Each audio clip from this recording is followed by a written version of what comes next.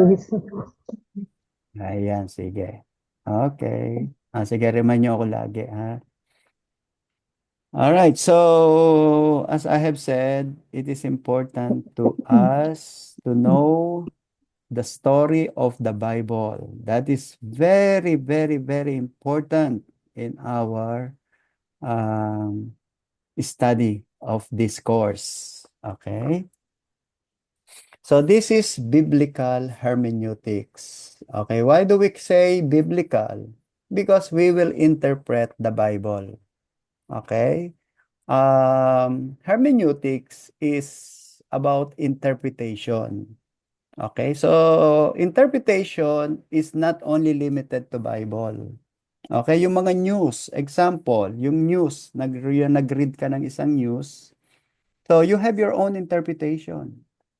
Okay, minsan kayo mag-asawa, nag-aaway kayo, nagsalita ka lang, na misinterpret mo ko because your interpretation is erroneous. Okay? Kaya we need to know what is interpretation all about. At meron tayong mga ifa-follow. Kaya nga, to interpret, to teach the Bible, to preach the Bible, you need to follow the rule. You need to follow the game. Hindi ka pwedeng nagba-basketball ka, hindi ka naman pala marunong mag-dribble. Siyempre, dapat alam mo yung rules of the game. Di ba?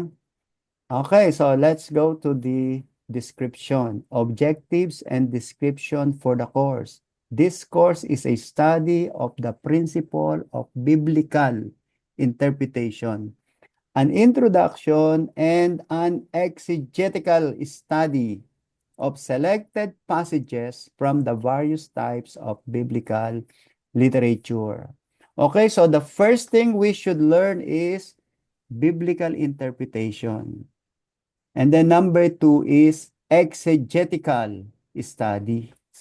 Okay, the word exegete or exegetical means you will analyze. Okay? The meaning is analysis. Okay, you will analyze what is the meaning of the text. Yun yung exegetical. Kaya nga yung iba, pag nabasa, akala nila, yun na agad ang meaning noon. Example, sabi ni Jesus Christ, for where two or three are gathered together in your name, there am I in the midst of them. Alright, ginagamit natin yan para ipag-pray ang food. Lord, we thank you for the food, for where two or three are gathered in your name, you are in the midst. So thank you, Lord, that you are in our midst as we eat this food. So tama ba yon? Is our interpretation and exegetical study is correct? Okay, so yun yung pag-aaralan natin. Letter B, the major focus of the course is practical. The course goal is that the students develop sound method of exegesis and application of biblical texts. The basic principle of grammatical, historical interpretation that lead interpreters to discover the intention of the biblical authors. Okay, so meron tayong binabanggit dito, yung the same thing na exegesis. Okay, yung word na exegesis, yun yung pag-a-analyze. How do you analyze a statement? Number one, you need to go back to the grammar. Marunong ba akong mag-analyze ng grammar? Is it subject or predicate? Is it adjective? Is it a pronoun? Is it verb? Present tense, past tense, future tense? Is it perfect, perfect, perfect tense? Yun yung mga grammatical. And then history, is it future? Or is it a past statement? Naganap na ba to o magaganap pa lang? O nagaganap sa panahon natin ngayon? Kaya nga ngayon ay example, it is very, very important for us to interpret how do we understand the meaning of Hamas and Israel war in our time. You need exegesis and application. And you need to know the principle of grammatical historical interpretation. Kasi maraming kung ano-anong marinig nating interpretation about Hamas, what is going on in Israel and Syria and Iran and Lebanon. So, kailangan natin ngayon ng principle of grammatical historical interpretation. Ano ang connection ng mga Hamas na yan, Syria, yan? Because they are surrounding nation. They are nation that surrounded Israel. And you can see that they were enemies of Israel from the beginning of history. Na connected ba yan sa panahon natin ngayon? Alright? Now, I am in Israel. People will ask me, tatanungin ka ng mga tao, suppose mali yung interpretation mo, mali yung iyong pag-explain. Alright? So, yun yung kailangan nating maunawaan dito. And that is the objective. Alright? And that is the description. Kaya sabi nga ni James, huwag lahat ay mag-desire maging teacher because you will receive greater damnation from God if you will teach erroneous teaching. No, hindi tayo dapat matakot. Ba't ka naman ngayon matatakot? Number one, you have the Holy Spirit. Alright? That's the tool na meron tayo. That's, may edge na tayo. Okay? Because you have the Holy Spirit. Number two, you have the Bible. You're reading the Bible. You don't rely on Facebook o kaya yung mga interpretation in YouTube and Reels and mga TikTok. Yung iba doon lang kumukuha ng interpretation. Okay, that's why we have to go back to the Bible. And then we have to study the story of this certain passage. Kaya nga merong grammatical, historical. Okay, so ano ang nagaganap nung panahon na yon? Bakit niya sinabi? Laging ganun ang question. Bakit kaya sinabi ni Lord to? Ano ba ang nagaganap nung panahon na yon? And that is historical, grammatical.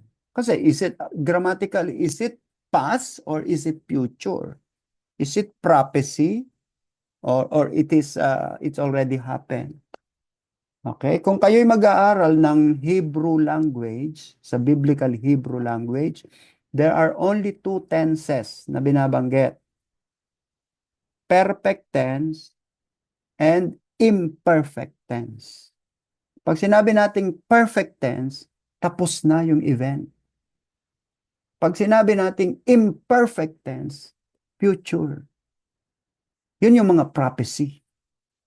Okay? Kaya perfect and imperfect. So ngayon, papasok tayo itong grammatical. Okay? And then historical. Kasi past na ba yan o future? Alam natin, prophecy is a history in advance. God revealed the future history in us. That is prophecy. Prophecy is still historical. Okay? Bagamat prophecy yan, history yan. Alright?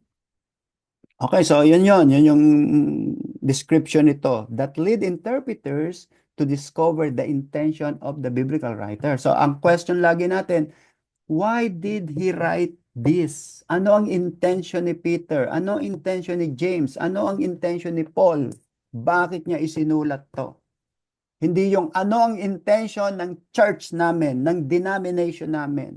Bakit iba-iba ang interpretation ng mga Methodist, Baptist, Pentecostal, Catholic, Greek Orthodox, Mormons, Iglesia ni Cristo, Kibuloy? Bakit tayo nagkaroon ng division? Because of erroneous interpretation. Sa interpretation yon. Okay, like Kibuloy, the interpretation of Kibuloy is dumating na si Jesus Christ. Jesus Christ came spiritually. Hindi siya babalik bodily, but spiritually. Oh, so that's interpretation. And then another one is the Greek, the Iglesia ni Cristo. They do not believe that Jesus Christ is God. So may point sila. Now, a question is, tama ba yung kanilang interpretation? Ang Roman Catholic, sabi nila, anong masama sa pag-images? is mismo si God. Sinabihan si Moses na gumawa ng mga images ng angels at ginawa niya yung mga seraphim sa loob ng Ark of the Covenant. Oh, so it means walang masama kay God na gumawa ng images. Ang masama lang ay yung mag-worship. Eh sabi nila, hindi naman namin wino-worship yung mga images na yan. Pero we can preserve the images, only not to be worshipped. That's how they interpret the images. So meron silang interpretation na ginagamit. Okay, kaya nga may mga point 'yon, ha. Hindi natin masasabing mga bobo to, mga walang alam to. Actually, yung alam nila, may alam sila.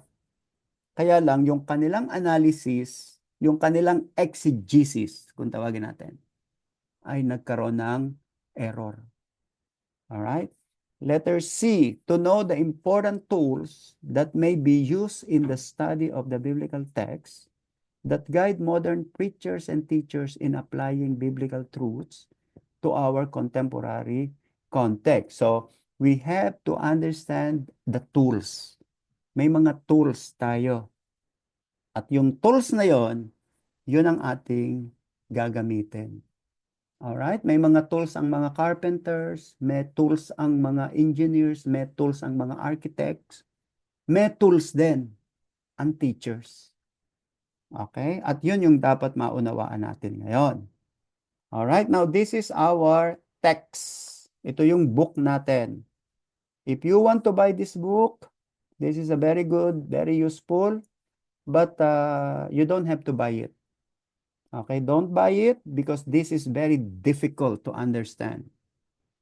Now, kung gusto nyo talagang maging malalim na malalim, okay, you can buy this for your personal collection. But it's really difficult to analyze. That's why we summarize it. Okay, we summarize it and we simplify. Okay, our study tonight or in our course is a simplification of this book. Okay? All right, so ito yung mga requirements natin, attendance and assignments. Every week, you will have assignments. Uy, masyado na pala, matindi na pala to. Yes. Kasi, gagaling nyo na. Okay? Every week, you have assignment. At ang purpose ng assignment ay to exegete. Ang ibig sabihin natin to exegete, to analyze. You will analyze. Okay? Where do we get the word exegete? Exegete is a Christian terminology used by the scholars. Okay? So when we say exegete, you are analyzing the text. Okay? You are analyzing the text. Number 2, readings, responses, and class and group workshop and participation, 25%. And then main paper, okay? Wala kayong final exam. Praise the Lord. Pero meron kayong weekly assignment. Tapos meron kayong, I don't know, 5 pages o I think 5 pages na gagawa kayo ng paper. Okay? Gagawa kayo ng paper. Okay? Using our principle of interpretation na pag-aaralan natin ngayon. Okay? You have to know the principle. Okay? And make sure that your paper is not copy from online. Okay? Alam ko yan kapag yan ay online copy. It should be your personal interpretation. You can use it Tagalog, wag lang Ilocano, English. Alright? Now, if you can write and read Hebrew, pwedeng sa Hebrew. Okay? Ito yung grading scale natin. 98%. Okay, alam nyo na yan. Alright? Okay, so ito yung ating outline. Number 1, we will study introduction, exegesis, the gospel. So we will analyze one by one the gospel, the parables, the book of Acts, epistles, Mosaic law, Old Testament narratives, poetic books, wisdom literature, OT, prophecy, and revelation. So you can see the importance of knowing the Bible. Okay, dahil we will go back again to the Bible. Paano kung hindi ka nag-aral ng Old Testament, hindi ka nag-aral ng New Testament? How do you interpret something that you have not been read? Okay, yun. Okay? So, eto tayo ngayon. Principle of Biblical Interpretation. Lesson 1, Introduction. Number 1, Definition of Hermeneutics. What is hermeneutics? Okay? The term hermeneutics was derived from the Greek hermeneutike, which means principle of interpretation, and hermeneuo, which means to interpret or to explain. Okay, so that's why sabi nga natin, ay hindi magaling mag-explain si brother. Hindi magaling mag-explain si pastor. Ay si pastora, mababaw yung kanyang interpretation. Well, it could be true. Maybe hindi niya nahukay mabuti. Hindi siya nag-exegete. Hindi siya nagkaroon ng exegesis. Ibig sabihin, hindi siya nag-analyze. Alright? Ewan ko kung paglulutuin ko si Maricar ng pansit, si Janet ng pansit, si Helen ng pansit, si Albetrin ng pansit. Pag magluluto kayo, siguro iba-iba ang panlasa. Siguro yung isa lasang ganto, yung isa mas masarap, yung isa medyo masarap, yung isa napakasarap. Why? Dahil mas maraming sangkap, mas maraming exegesis na ginawa, mas marami siyang research, mas marami siyang nai-interpret at inexplain. Kaya may mga anointed, kaya may mga magagaling magturo, merong mga magagandang mag-preach, merong magagaling magturo sa Bible study na ay bago to, ganun. Why? Because of these principles. Okay? Kaya sasabihin natin, hindi ko nagustuhan yung interpretation niya. Natural lang yon. At pag nakarinig tayo ng ganun, baka tama sila. Okay? Baka tama sila. Maling, parang, okay yung interpretation mo, kaya lang kulang. I'm still seeking for more. At ganyan ang ginahanap ko sa essays. Kaya minsan, kahit anong haba ng essays at empty, hindi ako na-impress doon. Kaya nga, sasabihin ko sa inyo, di ba? I want you to write your essay in 300 words. In 300 words, be sure na na-explain mo lahat yung dapat ma-explain. And we call that interpretation. The goal of hermeneutics and the task of the interpreter is to discover the meaning of the statement to the writer and to his immediate readers, and then to accurately transmit the meaning into our world. All right? So, example nito, bigyan natin si Luke. Ito si Luke, if you can read Greek. Okay, sabi dito, and having begun from Moses and from all the prophets, he interpreted to them. In Hebrew, kai arsamenos apo mouseos kai apo panton ton propheton, prophetess, okay, di Dirmeniosen. So, interprete. How do I call it? Hermeneuten. Which means hermeneutic. Okay? Hermeneutic. So, si Jesus, nag-i-interpret siya. Sabi dito sa ni Luke 24:27. Ini-interpret ni Jesus sa kanyang mga disciple yung nakasulat sa Moses at prophet. Kanino niya ini-interpret? Sa kanyang mga disipulo. At na-convince ni Jesus Christ, yung mga disipulo niya na tama yung interpretation ni Lord. At ito yon. Ito yung ating meaning ng hermeneutics. Okay, the goal of hermeneutics and the task of the interpreter is to discover the meaning of the statement to the writer and to his immediate reader, and then to accurately transmit the meaning into our world. So si Jesus nagtuturo, yung disciple nakikinig, and then yung disciple nagsulat. At ini-interpret ng disciple kung ano yung mga sinabi ni Jesus sa kanila. Okay? Naunawa natin, nagsimula kay Jesus, nagsalita si Jesus sa mga disciples, sa apostles, and then ang apostles nangaral. Okay, nangaral sila, tayo ngayon yung recipient. Now, tama ba yung pangangaral ng apostles? Our answer is yes, kasi na-born again tayo. Naging follower tayo ni Jesus Christ. Alright, so yun yung goal natin. Tumama yung interpretation para sila ay mailapit natin sa Panginoon. Look at that. Look at the Roman Catholic. Let me tell you something. Bakit ang Roman Catholic pare-pareho ang kanilang interpretation na hindi naman kami sumasamba dyan sa mga rebulto? Pero bakit nyo tinatawag si Maria? Kasi ganun ang interpretation ng kanilang mga preacher, ng kanilang mga teachers. Alright? Ang mga Muslim, they don't believe in Jesus dahil wala naman daw sa Bible na sinabi ni Jesus Christ na I am God, worship me. Okay, so kasi ganun din yung interpretation ng mga nauna nilang teachers. Okay?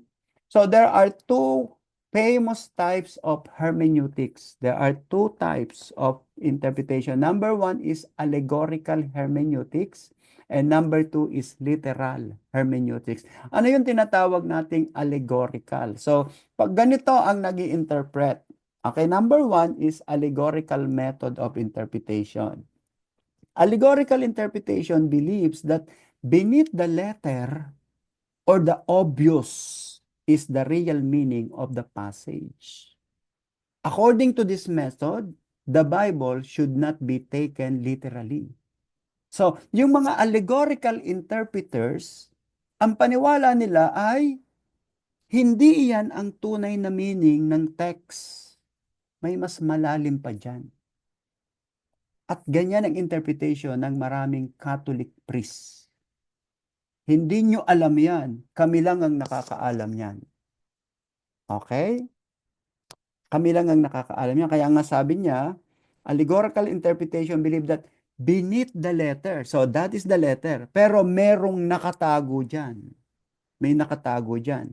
Now, sino lang nakakaalam yan? Yun lang nag-aral ng 10 taon na katulad nila. Okay? So, beneath that letter, rete, or the obvious, panera, is the real meaning, hyponoia, of the passage. Kaya kapag nagbasa ka ng, halimbawa, John 1:1, in the beginning was the Word, and the Word was with God, and the Word was God. Okay? Okay. And the Word was God. All things was made by Him. So para sa kanila, there is a meaning behind the text. Don't take that literally kasi may meaning pa yan na malalim na sila lang ang nakakaalam. Hindi natin kayang abutin yon. Sila lang ang nakakaalam. That's how the Catholic priests explain the text. Okay? Yun yung tawag natin doon ay allegorical hermeneutics. Paano nagsimula yung ganong interpretation? May mga school of thought na gumagawa nun. Allegorical school of interpretation. Nagsimula yan sa Greek. Yung mga Greek people, Greek school of allegorism. 3rd century to 1st century before Jesus Christ was born. Ibig sabihin, before Jesus Christ was born, meron na palang ganong mga interpretation. The Greeks were not concerned with the Word of God, but with their own writings. Example, bigyan natin si Iliad, Odyssey, Homeric hymns, poets of Hesiod, Theogony and Works and Days. Lahat ng ito, itong Iliad, Odyssey, Homer, ito ay sinulat noong 800 BC. Yung iba dyan, 600 BC. Ngayon, paglipas ng panahon, ininterpret nila ito ng hindi dun sa literal meaning. Alright? So, dun ngayon pumapasok yung allegorical interpretation na behind the text, there is meaning. So, hindi iyan ang tunay na meaning yan. So, the Greek tradition of allegorizing is spread to Alexandria, where there was a great Jewish community and eventually a great Christian population. So, ang ginawa ng mga Jewish, ginaya nila yung Greek school of allegorism. Kaya nung panahon nila Jesus, listen to this, nung panahon nila Jesus, maraming mga Jewish na hindi na yon ang meaning ng Moses text nung panahon ni Jesus. Kaya especially yung mga Sadducees, iba ang interpretation nila sa Genesis, Exodus, Leviticus, Numbers, and Deuteronomy. Bagamat nababasa nila na iyon ay story para sa kanila, iyon ay merong hidden meaning na sila lamang ang nakakaalam. That's the meaning of allegorical. Kaya si Jesus Christ, nag-i-interpret siya ng interpretation na hindi katulad ng interpretation ng Sadducees and Pharisees. Okay? Kaya ngayon, yung ganitong allegorical interpretation, ginagawa pa rin yan ng maraming Christian sa panahon natin ngayon. Okay? Alright, so eto tong mga scholars na to. Ito yung mga matatalino nung panahon pa nila Ezra, panahon pa nila Hezekiah, mga nagsusulat na pala ang mga yan. Okay, sila Philip, Plato, Aristotle, Epicurus, Zeno, lahat ito ay mga writers. Tapos nag-i-interpret din sila nung panahon na nila. Example, nung panahon si Paul ay nagpunta sa Greek, di ba? Nagpunta si Paul sa Greece, sa Athens. So, Acropolis, sabi niya, Acts 17:18. Then certain Epicurean and Stoic philosophers encountered him, and some said, "What does this babbler want to say?" So sino tong mga Epicurean at saka Stoic na nakaharap ni Paul? Ito to si Epicurus, mga follower ni Epicurus. Yun namang Stoic, follower ni Zeno. Itong si Zeno na to, yung nasa picture na yan. Na ang kanilang interpretation ay merong malalim na kahulugan. Hindi iyan ang tunay na meaning niyan. So sa Greek yan nagsimula and then kinopya ng mga Jewish. At kinopya lalong-lalo na ito yung Jewish na kilala natin, a very famous na ang pangalan niya ay si Philo. Okay, si Philo, sandali ha, papakita ko sa inyo yung book ni Philo, para makita nyo.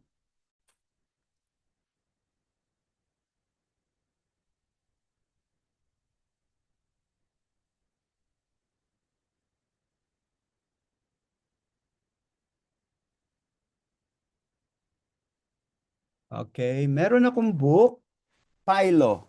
Nabuhay siya noong panahon ni Paul. Ito yung libro.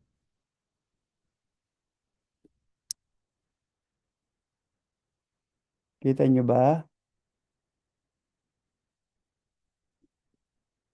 No, hindi nyo yata nakikita. No? Nakikita nyo ba yung libro?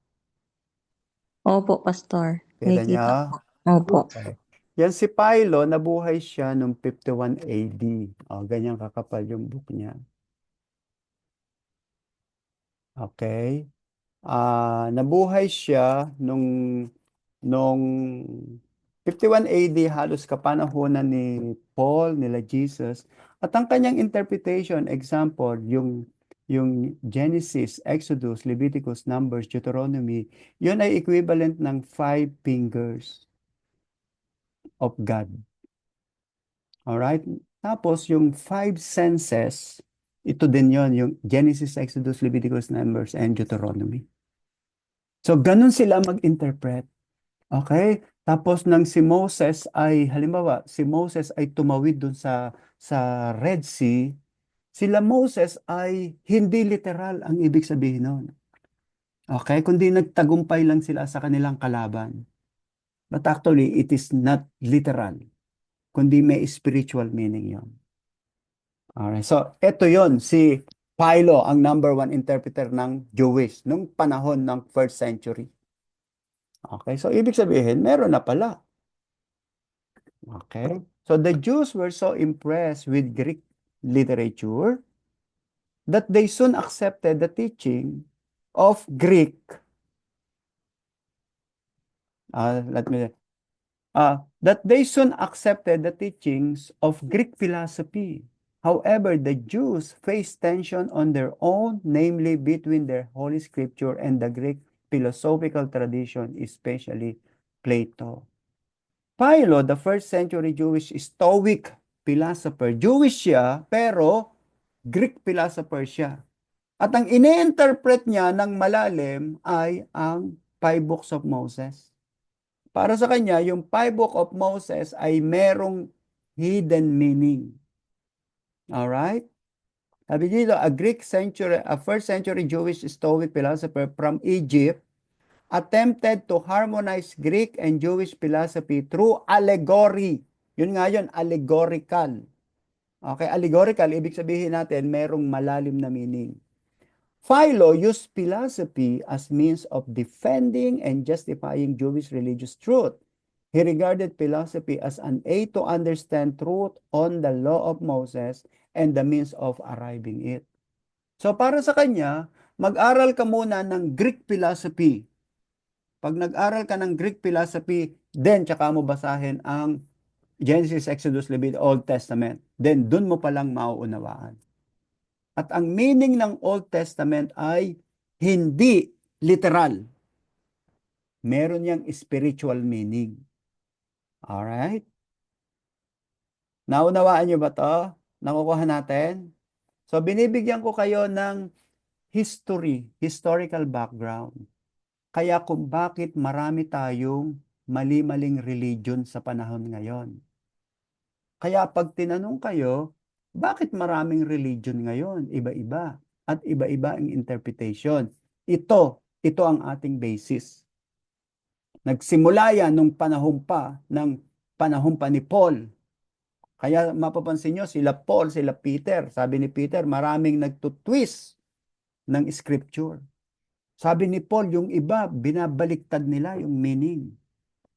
Okay, so dyan yan. First century pa yon, nangyayari na yon. Now, para huwag mangyari sa ating mga Christian, okay, dapat tayo mag-aral.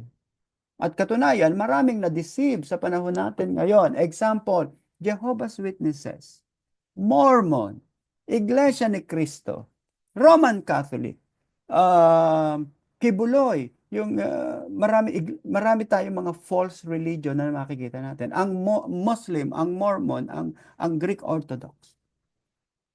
Isipin nyo, bakit napakadaming religion sa panahon ngayon? Okay? Ang question natin ay ako, na-born again ako. Now, ang question ko, tama ba yung interpretation ko? Okay? Early church father to medieval period. So, yung una natin, meron tayong Jewish allegorical interpretation ang purpose niya. Now, may mga Christian na sumunod sa kanya. May mga Christian na gumaya sa kanya. Early church fathers to medieval period. For over 1,000 years since the early church, the allegorical method of interpretation was dominant. So from first century to time of 1500, marami palang mga Christian na ganyan ang interpretation. Kaya nagkahiwa-hiwalay tayong mga Christian. Kaya nagka-divide-divide ang mga Christian dahil sa erroneous interpretation. Clement of Rome, AD 95. Origen, AD 185 to 254. Augustine, 354 to 430. To various degrees interpreted the Bible allegorically. So, ibig sabihin, Sandali lang ha, may nag-text lang. So, ibig sabihin, may mga early Christians na nabuhay nung unang panahon nung nagsisimula pa lang ang Christianity, na ang kanilang interpretation ay erroneous na yung ibang interpretation. Na dinala yan hanggang sa panahon natin ngayon, like the Roman Catholic, the Greek Orthodox, the Mormon, the Jehovah's Witnesses. Dala-dala yung kanilang allegorical way na sinasabing, behind this, there is different meaning. So kapag ganon, ibig sabihin nun, kahit sino na lang, magkanya-kanya ng interpretation. Kasi nagkaroon ng sariling interpretation ng Roman Catholic, nagkaroon ng sariling interpretation ang Greek Orthodox. Kasi ito yung sinasabi nila, this is what the Holy Spirit told me. This is what the Holy Spirit told me. Pag meron kayong kasamang gano'n, rebukein nyo in Jesus' name. Dahil may principle na binabanggit sa Biblia. Kaya nga yung mga nagsasabing, this is what the Holy Spirit told me, sila yung mga madaling mag-backslide. Sila yung mga very fragile ang commitment sa Lord. Alright? Hindi yan nakukuha sa this is what the Holy Spirit told me. Nakukuha yan sa principle. Anong principle ang ginagawa natin? Okay? Kaya ngayon, ito yun, yung hermeneutics. Hermeneutics is the principle of interpretation. Okay? So, nung panahon ng Protestantism, 1500, nung panahon nila Martin Luther, doon pa lamang nagsimula ang tamang interpretation. At eto tayo ngayon, yan ang principle na sinusunod nating mga Christian, tayong mga born again. Ang tawag natin dyan, Protestant Biblical Interpretation. Yung nakaraang kanina, early church fathers to medieval interpretation. Kaya pagdating nung 1500, yung Reformation, Martin Luther, from 1483 to 1546, he balanced the literal or grammatical sense with the spiritual meaning and rejected the allegorizing of Scripture. So ang ginawa nila Martin Luther, sabi nila, pag-aralan muna natin ang Biblia bago tayo mag-interpret. Bago ka magsabing, this is what the Lord told me, and this is the hidden meaning of that, yun. Bago tayo magsalita ng hidden meaning, binasa mo ba ang Scripture? Binasa mo ba yung Bible? Do you understand the meaning of what you say? So, dun yun tinatawag tayo ng grammatical. Hindi na yung, this is what the Lord told me. Kundi ano ang nakasulat sa text at ano ang ibig sabihin ng writer. Sinong writer? Si James. Sino si James? Kapatid ni Lord yan. Yan. So ano ang connection niya kay Lord? How about Peter? Sino si Peter? Intellectual ba yan? Mataas ba yung pinag-aralan niya? How about Paul? Bakit sa dinami-dami ng disciple ni Jesus Christ, bakit si Paul ang kanyang pinadala sa Greece? Bakit si Paul ang pinadala niya sa Mediterranean world? Di ba ang daming disciple ni Jesus Christ? Meron siyang 12, tapos meron pa siyang 70. Tapos bakit si Paul? Ano ang meron kay Paul na wala dun sa ibang disciple? So eto ngayon, mag-iisip tayo ngayon, oo nga no. Kasi si Paul, meron siyang alam, may pinag-aralan siya. At willing siyang mag-learn talaga ng mga lalalim na teaching ni Jesus Christ. Okay? Kaya hindi totoo yung sabing, huwag ka na mag-aral. Nandiyan ang Holy Spirit. Mali yun. Nag-aaral nga tayo eh. Kaya nga tayo nag-aaral dahil tutulungan tayo ng Holy Spirit to understand. Okay? So John Calvin, 1509 to 1564, meticulously interpreted the Bible grammatical and historical. So ibig sabihin, babalikan mo yung text, pag-aaralan mo yung text niya, perfect ba to? Imperfect tense ba to? Past tense, future tense, present tense? At ano ang nangyayari noong mga panahon na yon? Yun yung historical. Okay, so dalawa ang dapat mong maunawaan. Grammar, history, and then ano yung final? Spiritual meaning. Pangatlo pa lamang yung spiritual meaning. Yung ibang Christian, pagbasa, spiritual meaning agad. Kaya tuloy kung ano-ano nangyayari. Pag po nagkaroon ng problem, bagsak agad. Ayan. Backslide agad. Backslide muna ako. Hmm. So the reformers insisted correctly that the Bible should first be understood grammatically before it could be understood theologically. So, ibig sabihin nun, pag-aralan mo yung grammar, pag-aralan mo yung history, and then tsaka mo pag-aralan yung spiritual meaning. Yun yung theologically. Pag sinabi nating theologically, ito ang ibig sabihin ni Lord John.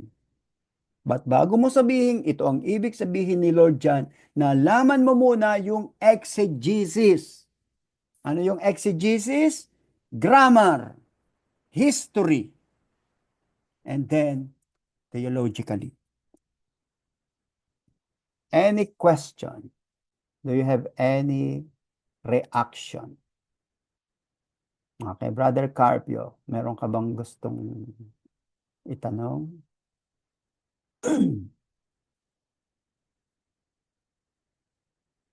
Ngiti-ngiti ka kasi. Sa ngayon po, Pastor, wala pa po akong tatanong. Mhm. Pinag- pa po. Sorry po. Alright. Okay. So, eto si Martin Luther. Itong nandun sa una sa left.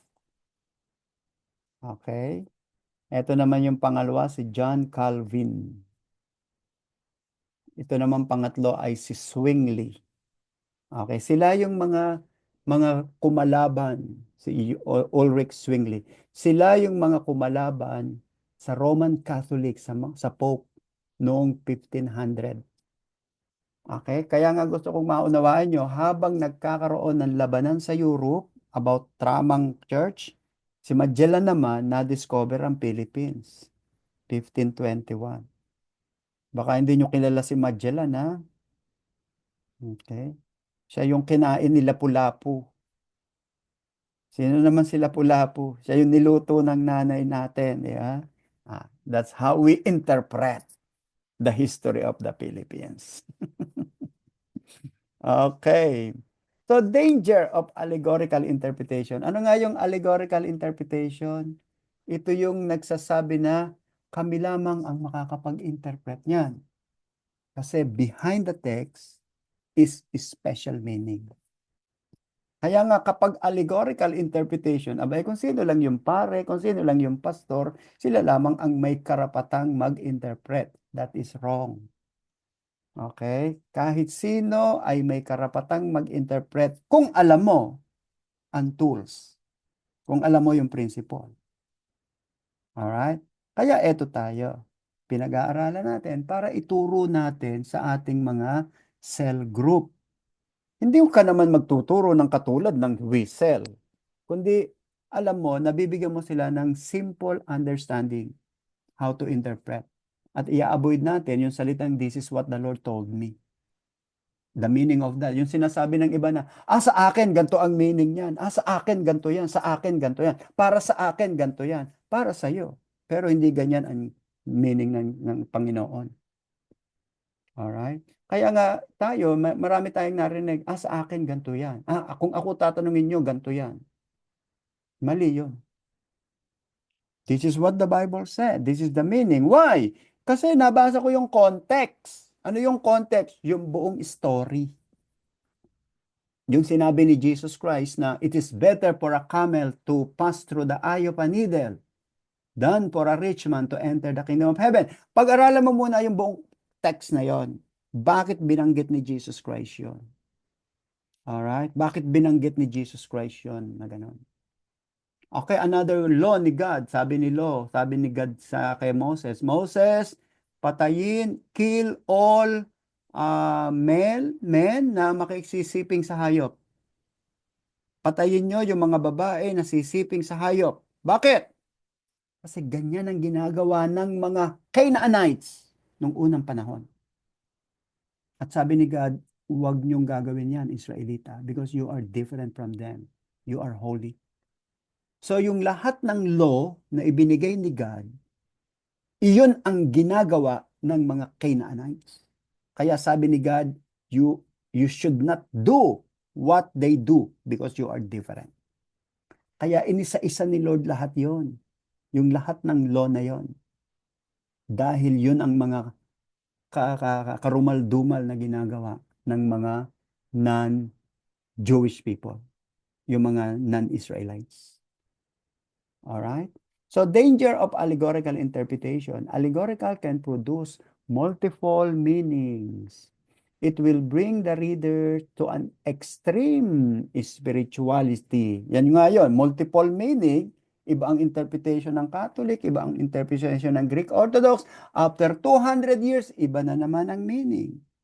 O, katulad niya, yung sabi ng Catholic, ang Pope daw hindi nagkakamali. 1500, ganon ang interpretation nila. 1100, sabi nila, ang Pope is infallible, hindi nagkakamali. And then later on, after mga 500 years, 600 years, no, Pope is only ordinary people. O, iba na naman ang kanilang interpretation. So, produce multiple meanings. It will bring the reader to an extreme spirituality. Yan yung sinabi natin, this is what the Lord told me. Very extreme spirituality. Pero tingnan mo yung buhay. Okay? Kaya nga before we say, this is what the Lord told me, look at yourself first. Do you have the right to talk about this? Letter number 3, it will produce heretical, false, and weird teachings. So yung teaching tuloy nila, nagkaroon ng iba-iba. Like kay Buloy, o siya na ang Son of God. Okay? Ang Jehovah's Witnesses, iba na yung meaning nila about Sabbath. Okay? Pati Christian, pinoforce nilang mag-Sabbath. Okay?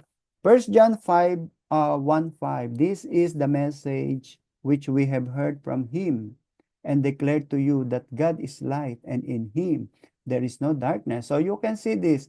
So, si God, light siya. In Him there is no darkness. So, si Jesus daw, si God, ay liwanag. Bakit tayo nadidiliman? Hindi natin maunawaan. Bakit ang tao nadidiliman sa meaning ng Bible? If God is light, kung ang Diyos ay kaliwanagan, bakit ang tao nagdidilim ang isip, hindi maunawaan ang Bible? So, hindi kasi nila nauunawaan yung text nito, yung meaning nito. Alright? Okay, now, eto ngayon yung literal hermeneutics. Eto ngayon ang ating pag-aaralan. Okay, so papasok na tayo ngayon sa ating pinaka-tools. Gramatiko, historiko, teologiko. Yan yung tatlong dapat nating maunawaan pag mag-i-interpret ng scripture. Number 1, grammar. Number 2, history. Number 3, theology. Letter A, basic presupposition. The proper grammatical meaning should first be understood before we could use the Bible to formulate our theology. So pag-aralan mo daw muna yung grammar. Kaya nga dapat kung ikaw ay Pilipino, pag meron kang English, do not pretend na magaling ako sa English. Hindi ko na kailangan ng Tagalog Bible. That is self-hypocrisy. Hindi mo naman mother tongue ang English. Kaya you need Tagalog. Kung ikaw ay Bisaya, Ilocano, use your mother tongue and then compare it with the English. Walang masama doon. Huwag mong ikahiya na hindi ka masyadong magaling sa English. Kasi English is not our mother tongue. Alright? Kaya sabi dito, the proper grammatical meaning should first be understood before we could use the Bible to formulate our theology. Kaya ako, meron akong English, meron akong King James Version, may NIV, tapos meron akong Tagalog. At yan ay ginagawa ko na ever since noong pang nagsimula akong bagong Kristiyano. Because ayoko magkamali. Dahil baka akala ko ganito meaning noon, iba pala ang meaning. Alright? Pag hindi nyo maintindihan yung scripture, yung Bible, use other Bible version. And then use Tagalog version. Kung malalim pa rin yung Tagalog version, kumuha ka ng mas bagong version. Walang masama doon, huwag kayong maniwala doon sa sinasabi ng iba na King James only. King James version only. Mali yun. Ang King James, hindi yan ang original English Bible. Okay, sa history, sa church history, ang unang kailan ibinablish ang King James? Sinong nakakaalam? Anong year pinablish ang King James version? Yung mga King James dito. 1611. 1611. Alright? Now, ang unang-unang English Bible na ipinablish ay isinulat ni noong 1380. 1380. Okay?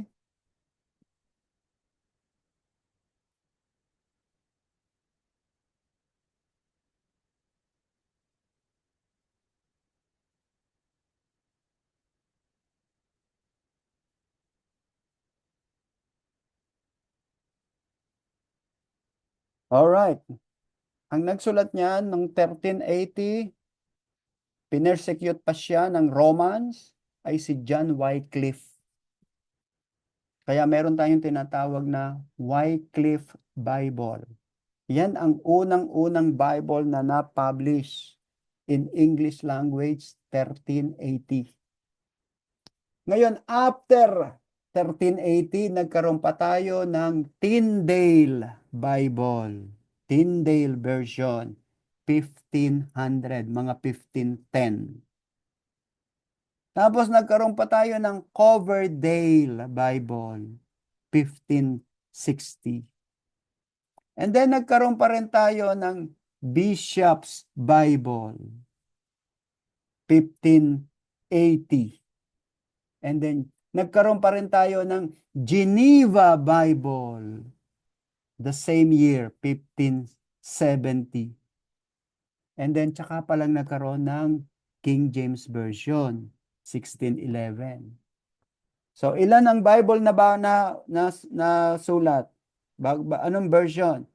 4 pa, 5 bago parang nagkaroon ng King James Version. So yung King James Version, yan ay produkto ng napakaraming Bible na nauna na. At yung iba diyan kinopya na lamang para ilagay sa King James Version. Kaya yung nagsasabing King James Version is the only anointed, the only original. No, I don't believe on that. They do not know the history of English Bible publication. Okay? So look at Mark 13:32. But of that day and hour, no one knows, not even the angels in heaven, nor the Son, but only the Father. Okay, itong Mark 13:32, sinasabi to ng mga iglesia ni Kristo na si Jesus ay hindi Diyos kasi hindi niya alam ang kanyang pagdating. At yan ay paulit-ulit na binabanggit ng Jehovah's Witnesses, Iglesia ni Kristo, ng mga hindi naniniwala sa Trinity, Mormon. Dahil para sa kanila, Jesus is not God or Jesus is not equal with the Father because there are things that He doesn't know. Example, yung kanyang return, hindi daw alam ni Jesus Christ yun. Meron ba naman Diyos na hindi niya alam? Alright, now, ano ang ating support dito para tayo'y maniwala na si Jesus Christ ay God? Ayon, doon sa Matthew 18:28-18. And Jesus came and spoke to them saying, all authority has been given to me in heaven and on earth. Now, bakit sinabi ni Jesus Christ to? Kasi nung siya naging tao, inalis niya ang kanyang pagka-Diyos. At namuhay siyang tao. At yamang siya'y namumuhay na tao, okay, nagkaroon siya ng limitation. Kaya tuloy, meron siyang mga alam, meron siyang mga bagay na hindi alam dahil siya'y namumuhay bilang tao. Pero after the resurrection, okay, na bumalik na sa kanya yung original na nasa kanya. Bakit kailangan mangyari yon? Because that's part of salvation of humanity. Ganon ang process kasi ng salvation ng humanity. So Jesus Christ identified himself to humans.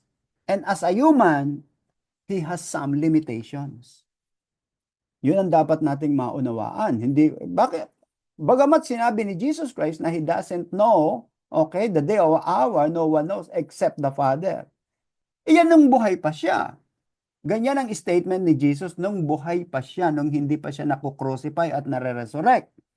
Pero nung siya'y na-resurrect, ay ibang usapan na to. It's a different thing na. Kaya when Jesus Christ claimed in Matthew 28:18, all authority has been given to me in heaven and on earth, that's it. It means everything, every detail is known to Jesus Christ. And we can find that in the book of Revelation. In the book of Revelation, he is the Lamb of God who can dispense the wisdom, the revelation of the future to humanity. Kung makikita nyo, sino ang pwedeng mag-open ng 7 seal sa book of Revelation, chapter 5? Di ba't the Lamb of God? Si Jesus Christ yun. At yun ang meaning nitong mga pinagsasasabi ni Jesus Christ sa Matthew 28. All authority has been given to me. Kaya sa book of Revelation, ang sabi doon ng angels at saka ni John, who can open the seal, the 7 seals in heaven? Tapos sabi ng angels, no one on earth, in heaven, and under the earth can do it except the Lamb of God because he has all the authority. Now, anong ibig sabihin nun? Does it mean that Jesus is only an ordinary person? Iba. Iba yon. Alright? Number 2, that's number 1 na dapat nating maunawaan sa historical, the proper grammatical meaning. Number 2, the historical or original meaning. So, pag sinabi natin historical original meaning, babalik ka dun sa kwentuhan nila. Yung mga pinag-uusapan nila. How the first recipient of the teaching in their particular setting should be first discovered before we could apply a biblical statement to our present day situation. So, go back to the past, analyze ano ang pinag-uusapan nila, and then apply it to us in modern time. Apply it in modern time. Papaano mo ita-translate yung 1st century to 21st century in our generation? At ang tawag natin dyan ay exegesis. Yan yung exegesis. So yung panahon na yon, ilalagay mo sa ating panahon. Bibigyan ko kayo ng question. Kung nabuhay ka sa panahon ni Rizal, ano kaya ang buhay nun? So, mag-aaral ka. Babalik ka ngayon sa panahong ano ba ang nagaganap ng buhay noon. Alright? At ang isa sa magandang source natin dyan ay yung Noli Me Tangere at El Filibusterismo. Babalikan mo dahil ipinakita ni Jose Rizal doon yung anong buhay nung panahon na yon. Okay, now, kung ikaw ay nabuhay nung panahon na yon, ano kaya ang itsura mo? Mag-OFW kaya ako? Pupunta kaya ako ng Israel nung panahon na yon? Okay? Makikita nyo yung babalik ka sa gano'n. So, marami kang question. So, gano'n din tayo. Babalikan mo yung panahon ni Jesus na nakikipag-usap sa parish. At kung ako'y nabuhay nung panahon na yon, sisigaw din kaya ako ng crucify him? O sisigaw ako ng Hosanna in the highest? Kasama kaya ako dun sa nag-Hosanna? O kasama ako dun sa nagku-crucify him? So, back to historical or original meaning. So, titignan mo yung nakaraan, and then i-apply mo sa sarili mo na kung ako kaya'y naandon, gagawin ko kaya yon? Ano kaya ang ipa-follow ko? Papalo ko kaya si Jesus o ipa-follow ko yung mga Pharisees and Sadducees? Yun yung tinatawag nating historical or original meaning. Matthew 5:1. And seeing the multitudes, he went up on a mountain, and when he was seated, his disciple came to him. Then he opened his mouth and taught them, saying, Blessed are the poor in spirit, for theirs is the kingdom of heaven.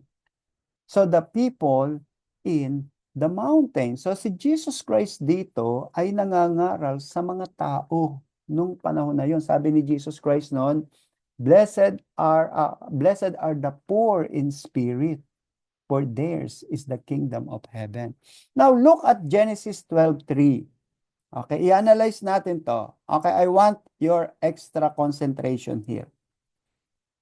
Genesis 12:3, sabi ni God kay Abraham, I will bless those who bless you. I will curse him who curses you. And in you, all the families of the earth shall be blessed. Alright? Si God, nakikipag-usap kay Abraham. Naunawaan kaya ni Abraham yung meaning nito nung panahon na yon? Yes. Now, itong Genesis 12:3 ay para din naman sa mga anak at apo ni Abraham, mga alaga nyo ngayon. Question, nauunawaan kaya nila ang meaning nito sa panahon ngayon? Alright, naunawaan yan ni Abraham.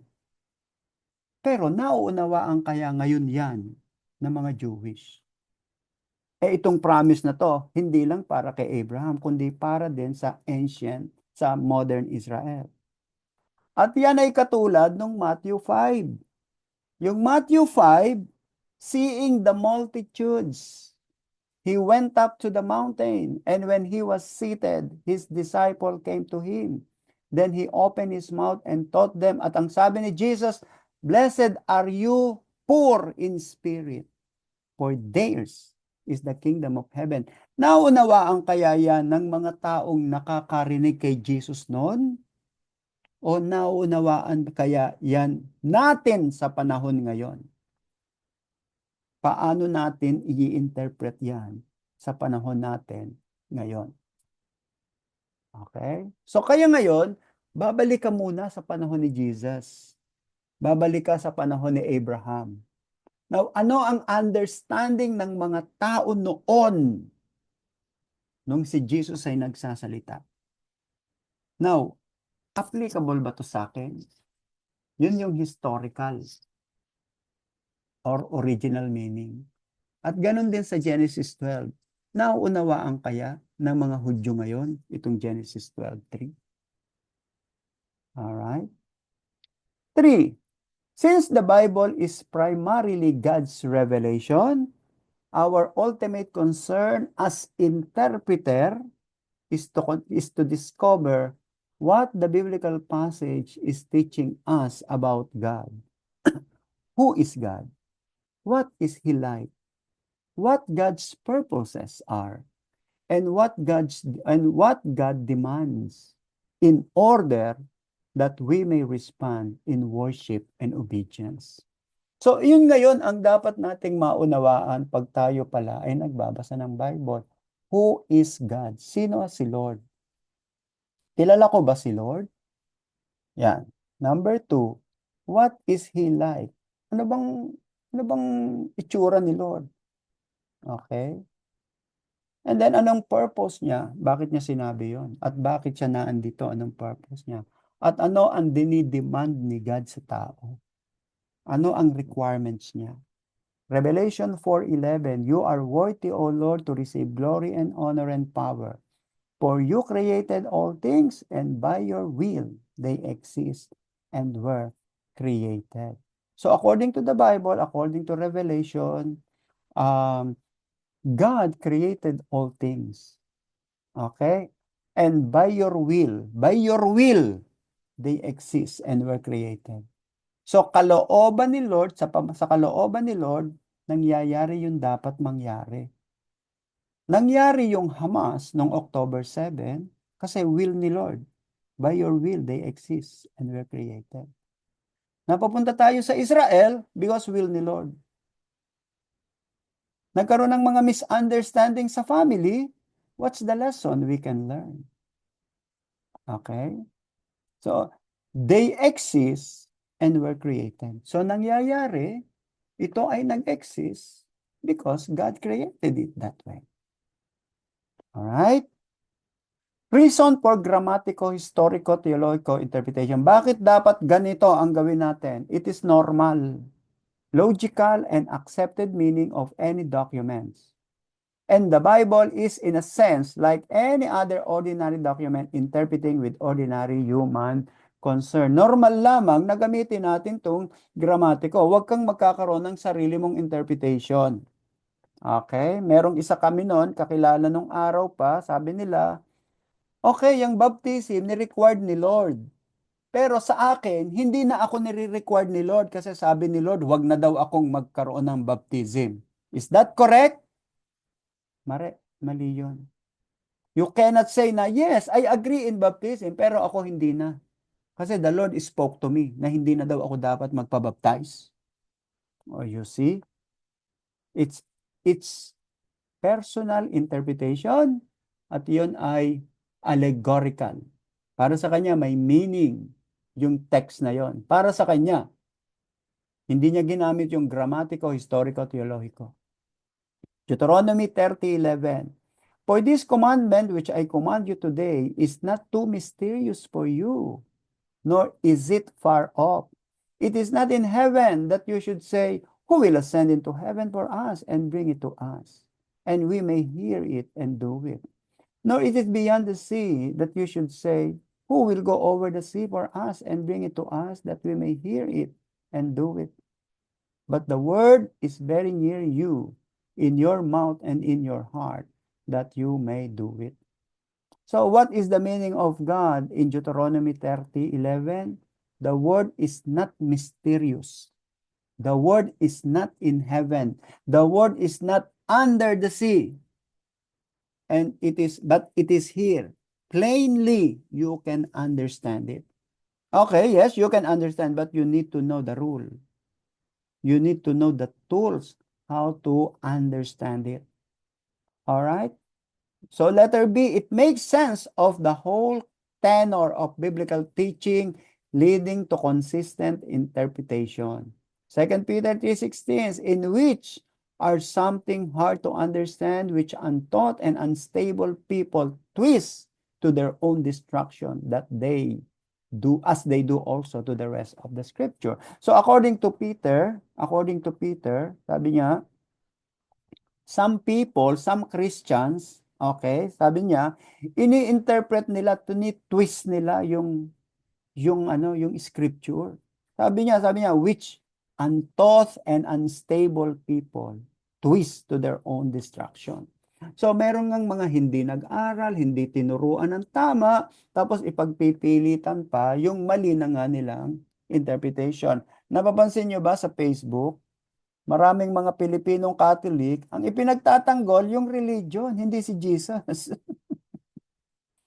Pinaglalaban nila na kaming mga Katoliko, kami nauna, kami ang ganito, pero wala man lang na-quote kahit isang Bible verse.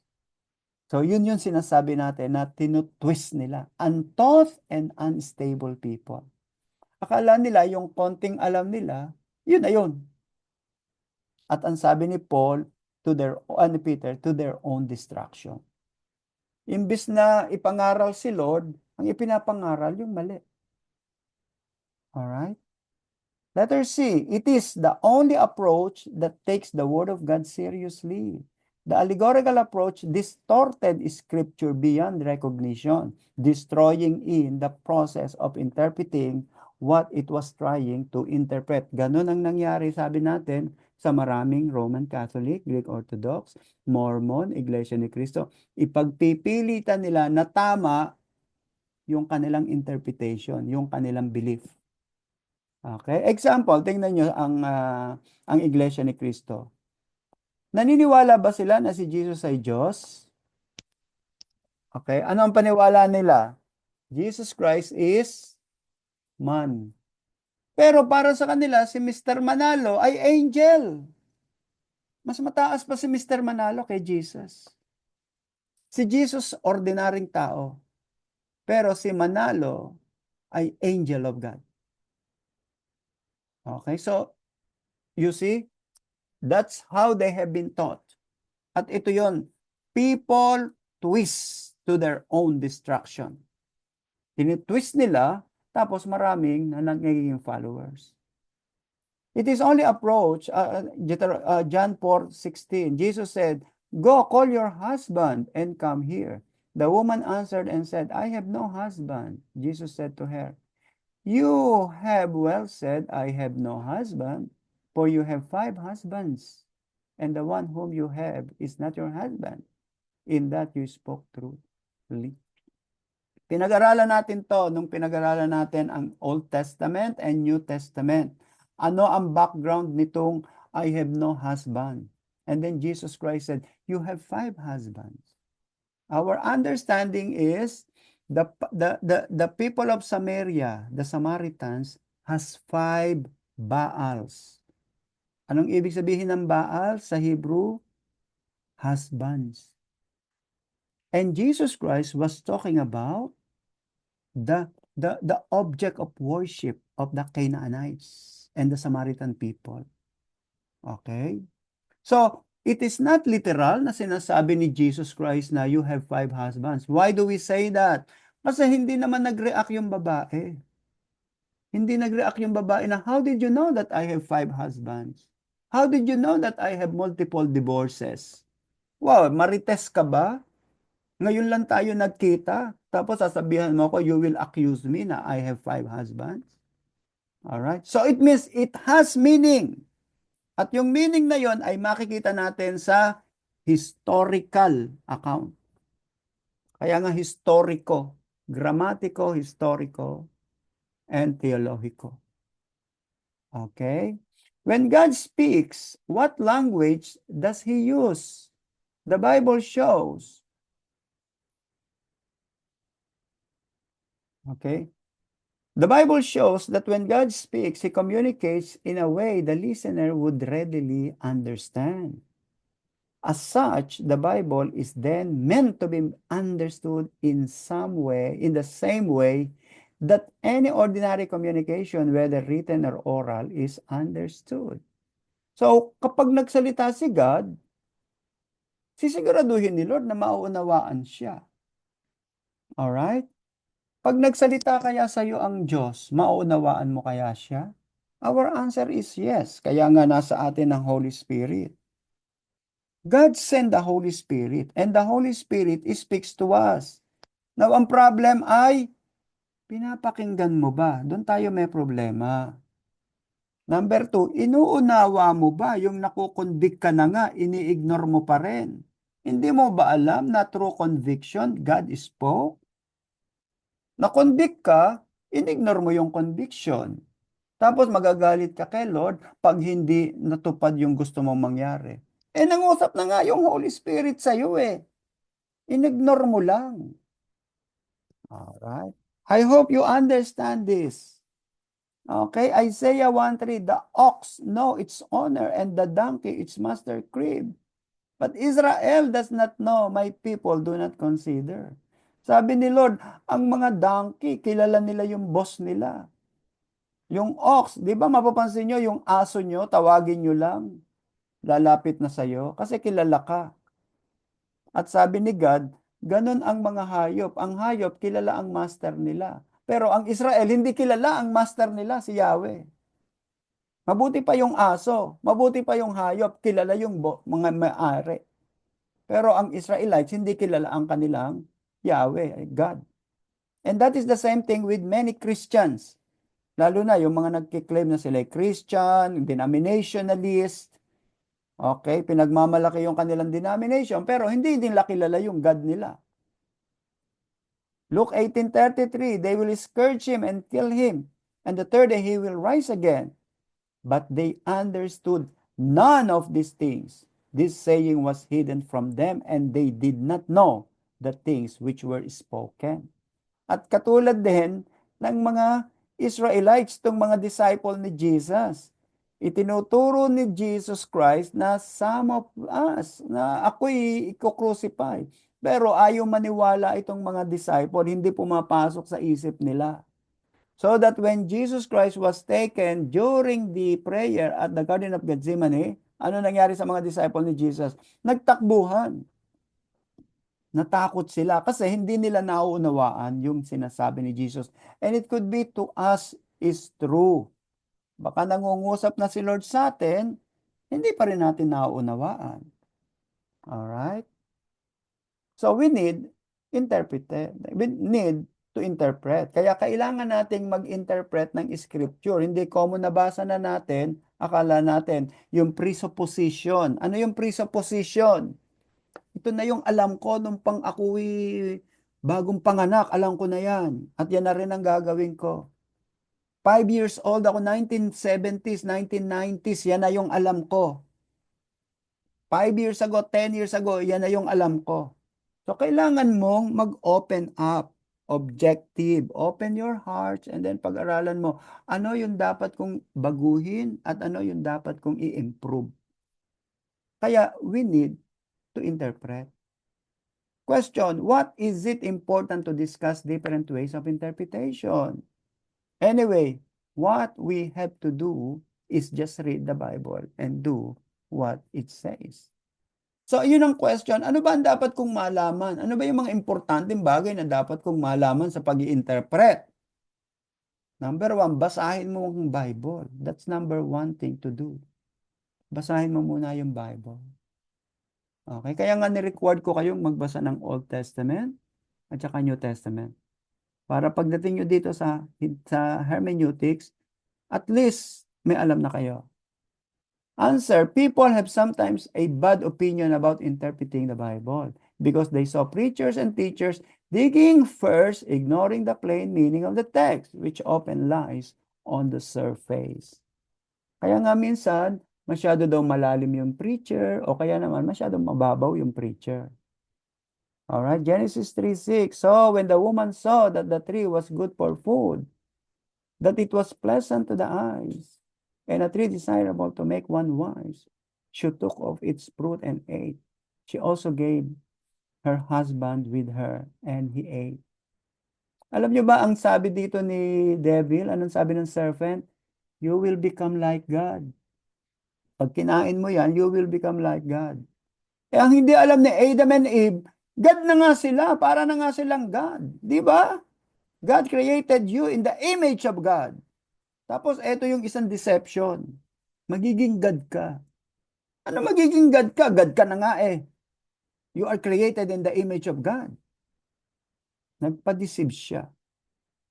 Alright? Para bang mga Kristiyano, anak na sila ng Diyos, nag-a-acting pang anak ng demonyo.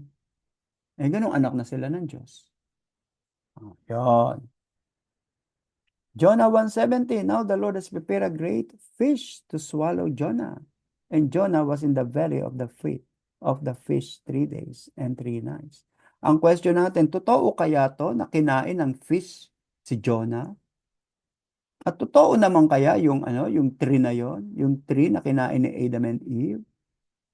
Alright, so ito yung kailangan natin ng literal tapos interpretation. Ano ba ang ibig sabihin ng Genesis 3:6 sa Roman Catholic? Sabi sa Roman Catholic interpretation, yun daw prutas na yon na kinain ni Eve, ay si Eve daw ang nagsimulang mag-sex kay Adam. Si Eve ang nag-insinuate. Si Eve yung sinabi kay Adam na let's make sex. Yun ang interpretation ng Roman Catholic sa Genesis 3:6. Si Eve ang nagsimula ng kasalanan. At ano yung kasalanan na yon? Siya ang tumukso sa asawa niya. Kaya tuloy pinarusahan sila ng Diyos. Now, is that correct interpretation? Wrong. Ito naman Jonah. Totoo kayang kinain ng fish si Jonah? Hindi. Ano lang yan? Meron yang meaning yan. May different interpretation. So, mali yon. Para sa atin, it is literal. Na si Jonah, he was swallowed by the big fish. Alright? Letter C. Hermeneutics is not finding new or unique meaning because the aim of good interpretation is very simple, to get the plain meaning of the text. That is our job.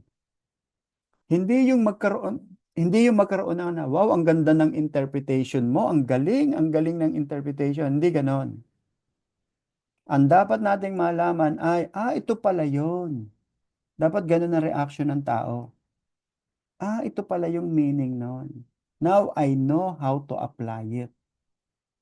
Hindi tayo nagpapagalingan na, ang galing ni pastor mag-preach. Napakagaling niya magturo. Like example, si Eli Soriano. Ang paniwala ni Eli Soriano, siya lamang ang tama, lahat ng churches ay mali. Siya lamang ang magaling na mag-interpret. Lahat ng interpreter ng mga pastor ay mali.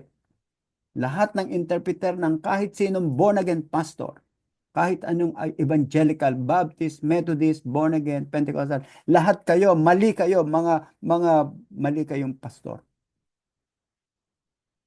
You have question, brother?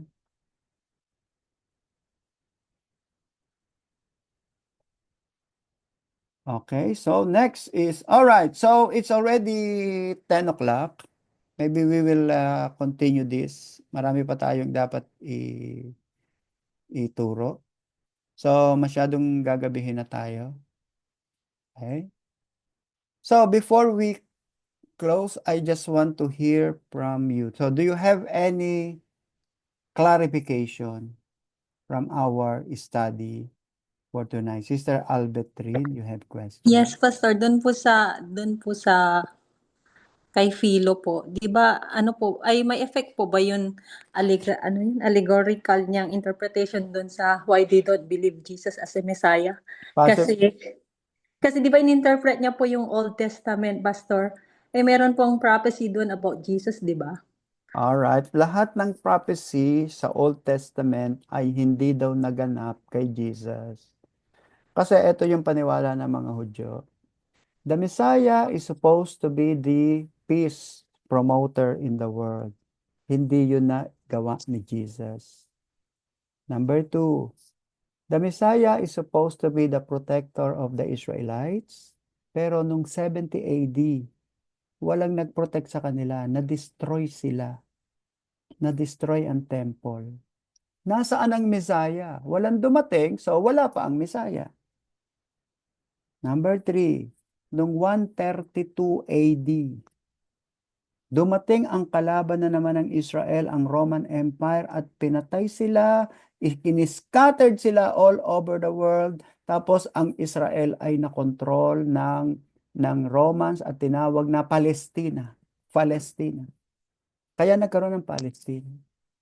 Okay, now ngayon, nung 132 AD, so walang tumulong na naman sa kanilang Messiah. So it means, dahil walang Messiah, it means Jesus is not the Messiah.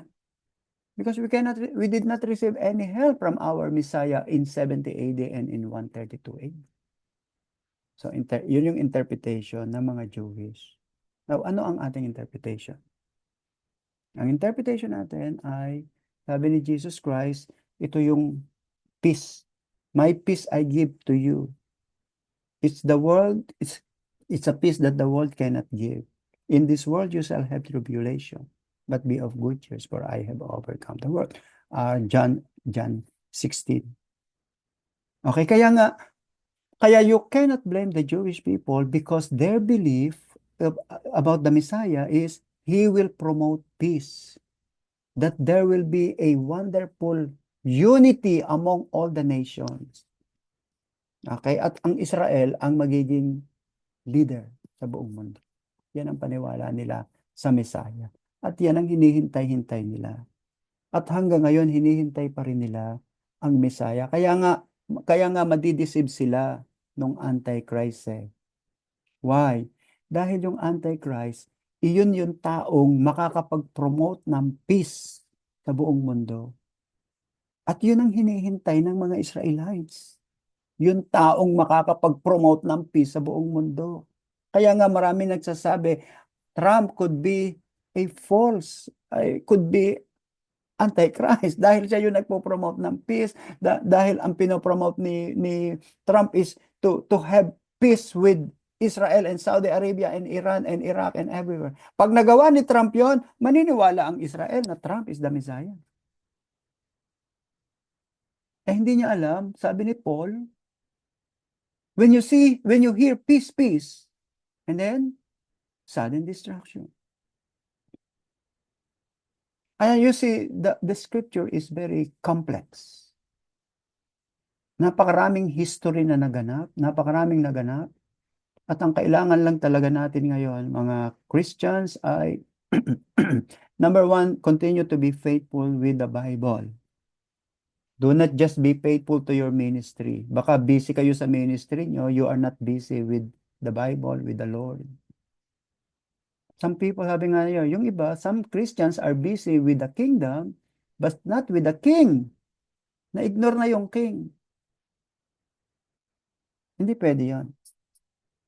Kailangan, busy ka sa kingdom, busy ka din sa king. You cannot separate both. Alright? So, ang Messiah, dahil hindi dumating noong 70 AD, hindi dumating noong 132 AD, so let's wait. Matagal pa ang Messiah, sabi nila. Matagal pa yan. And that was 2,000 years ago. Kaya ngayon, they are very expectant of the return of the Messiah. Without knowing na si Jesus yung dadating. Alright? Tayo, alam natin kung sino yung dadating. Sila, hindi nila alam kung sino yung let's wait and see. Yun ang kanilang belief. Alright? So, the good thing with the Christians, tayo, meron na tayong advanced knowledge. Kasi meron tayong Bible. Okay? Kaya nga, if you are a reader, you are interpreter. Now, when you interpret, be sure na alam mo yung principle. Ano yung principle? Gramatiko, historiko, teologiko. So, bago ka mag-interpret, bago mo i-interpret sa sarili mo yan, pag-aralan mo muna yung grammar, pag-aralan mo yung history, pag-aralan mo yung theology. Theology man siya yung application. Yung application. Kaya before you say, the Lord spoke to me, ay basahin mo muna yung Bible, and then, checkin natin kung tama. Alright? So, babalik lagi tayo sa history. Alam nyo, hindi mahirap to. Hindi mahirap kaya nga maganda to, may principle tayo. Hindi katulad ng allegorical. Pag allegorical kasi, kanya-kanya tayo interpretation. Ang pinaka-point natin doon, sa akin, ito yan. Ganito meaning yan. Basta sa akin, ganito meaning yan. Yun yung allegorical. Okay? Now, ano naman yung gramatiko? This is the rule. So, I have to follow the rule.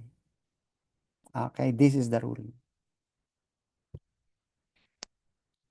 Question, bago tayo mag-closing prayer. Thank you, Pastor. Pastor Purdy. Yes, ma'am. So, we are thankful for Martin Luther kasi through Martin Luther, nagkaroon tayo ng interpretation ng Bible, hermeneutics, kasi yung mga ancient na mga matatalinong mga Greek like yung mga Stoic leaders, mali po yung kanilang interpretation. So, ibig sabihin, Pastor, si Martin Luther ay Christian po ba? At meron na siyang Holy Spirit sa kanya, and then i-introduce niya yung interpretation sa right way ng Bible? Si Martin Luther ay pare. He was a Catholic priest. He was a monk. And the intention of Martin Luther was to revive, magkaroon ng changes ang Roman Catholic. Kaya lang ayaw pumayag ng Pope. Anong changes? Everything is okay. Alright? So ang gusto ni Martin Luther, magkaroon ng changes. Okay? Na hindi dapat maging powerful ang Rome. Ang ginawa niya, basa siya ng scripture. Nagbabasa din naman sila ng scripture noong wala pang Protestant. Kaya lang, ang kanilang interpretation ay based dun sa interpretation ng Pope. Kung ano ang interpretation ng Pope, yun din dapat ang interpretation nila. So, ang ginawa nila Martin Luther, nagbasa sila ng Bible at nagkaroon sila ng study ng mga fellow reformers. Nagkaroon sila ng tamang, ibang deep interpretation natin. kaysa sa interpretation ng Pope. Okay, ang interpretation natin, iba yata, parang ang Pope kasi siya lamang ang tama. At bakit ang Supreme ay Church at saka si Mary. And then nakita nila sa scripture na hindi si Mary, si Jesus. At ang Supreme dapat ay hindi yung Church, kundi yung Bible. So dun ngayon nagkaroon ng Reformation. So nagkasama-sama na yan, Germany, Switzerland, England, France, yan, yan yung mga European nation. Kaya malaki din ang utang na loob ng mga Kristiyano ngayon sa lakas ng loob nila Martin Luther. Okay? So in a sense, ginaid na rin sila ng Lord para magkaroon ng ganitong klase. Kasi may mga tao kasi na nag-research eh. Kaya nga tayong mga Christian ngayon, let us say hindi pa dadating si Lord. Kapag ang mga Pentecostal, Baptist, yung modern natin ngayon, ay magiging tamad. After one generation, God will raise up another group of people na magkakaroon ng another enlightenment how to interpret the scripture. Kasi ang nababago lang naman talaga, ang nababago kasi yung ating yung ating context, yung palibot natin. Example, yung mga Muslim, tingnan nyo yung Muslim, pinipilit ibalik yung 7th century sa modern time. Kaya tingnan nyo, mga babae naka-cover, panahon pa yan noon, 700 AD yan. Pwede ba nating i-apply ngayon? Okay. Another one, tanungin ko kayo, ang mga Christian noon, pag ikaw ay magbabasa ng scripture, hindi yun babasahin ng regular na and God said, and God said, hindi ganon. Kailangan melodical, kakantahin mo. Hymnal. Kaya kung mapapansin nyo, pag kayo pumunta dyan sa Old City, papaano nila binabasa yung scripture? Di ba hymnal? Chanting. Ganon kasi noon. At pag pumunta kayo ngayon sa synagogue, ganon pa rin. Chanting pa rin. Kasi ganyan nung araw. Ngayon tayo, hindi na natin inadapt yun. Dahil hindi tayo traditional. Ang gusto natin, paano natin mauunawaan ng scripture at paano ko ito masusunod ng tama. Hindi yung tradisyon. Baka napagaling ko nga sa tradisyon, mali naman yung aking interpretation. Naunawaan natin yan. Di ba? So, ganun yun. Kaya nga minsan, sasabihin ng iba, kailangan ang buhok mahaba. Kailangan wag kang kumain ng dinuguan. Kailangan wala kang alahas. Ginagawa mo nga lahat yun. Ang sungit-sungit mo naman. Sinungaling ka naman, mangangalunya ka naman, manluloko ka naman. Pero na-follow mo lahat ng tradisyon. Yun. The same thing, nasa church ka nga lagi ng mga born again, punta ka nga nandyan, nagseserve ka nga, kaaway mo naman ng mga tao sa palibot mo. So God looks at the heart. God does not look at the tradition. Okay yung tradition, okay yung service, okay tayong mag-celebrate ng Christmas, okay tayong mag-celebrate ng Sukkot, okay tayo sa lahat, be sure na malinis ang puso. At tama ang ating sentro natin ay si Jesus. Hindi yung mga sarili nating agenda. Lagi ka, katulad yan, dapat ba tayo mag-celebrate ng Christmas? My answer is, why not? As long as Jesus is the center, not the gift. As long as Jesus is the center, not the three kings, or not the events, but Jesus. Alright? Alright, marami pa tayong pag-aaralan at tutuloy natin to. Let's close it in prayer. Father, maraming salamat for tonight. Thank you for your goodness, and thank you for your grace, O God. As we close this, we pray for your protection and trust. In Jesus' name. Amen. Amen. Okay, so let's have a camera. Open your camera for our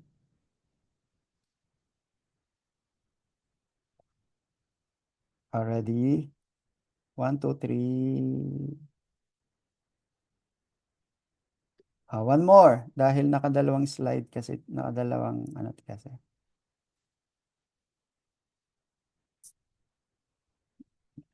Oops. Dali lang. Already. 1, 2, 3. Okay. All right. Good night, everybody. Thank you, Pastor. Good And night. Thank you See po, you. Pastor. Good Thank night you, po. Pastor. Good All night right. po sa lahat. I'll see you. Okay, just continue reading, and then I will post your assignment. Okay, continue reading, and then I will post your assignment because you have assignment, right? At the end of your materials. Anong assignment nyo doon? 1 John 1:5. Interpret it in 100 words. All right? Okay, bye-bye. Good night, and God bless you.